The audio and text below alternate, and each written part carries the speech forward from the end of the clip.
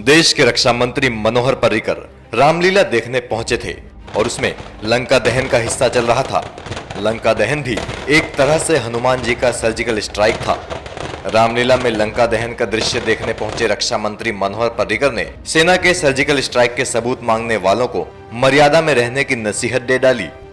तो भारतीय सेना के शौर्य और वीरता के ऊपर कभी किसी ने कुछ भी शंका कभी खड़ी नहीं की थी।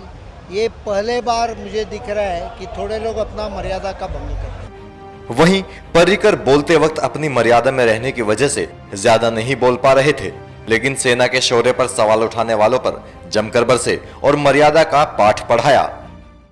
देश के वीर जवानों के किए हुए शौर्य का जिस प्रकार से उसकी इज्जत कम कर रहे हैं, मुझे बहुत दुख हुआ।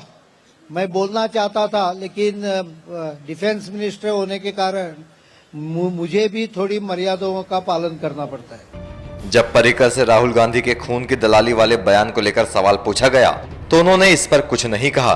पर्रिकर ने इतना जरूर कहा कि देश को 25 सालों से जिस बात का इंतजार था वो हो गया, तो बहुत लोगों को परेशानी हो रही है। मैंने कहा कि भारतीय सेना की इज्जत रखो, तो उसमें राजकीय पॉलिटिक्स क्या आ गया, और मर्यादा रखो बोला तो उसमें पॉलिटिक्स क्या आ गया। पॉलिटिक्स वो कर रहे हैं, उनको डर लग रहा है कि देश के जनता ने 25 बरस जिसकी राह देखी थी वो चीज हो गई।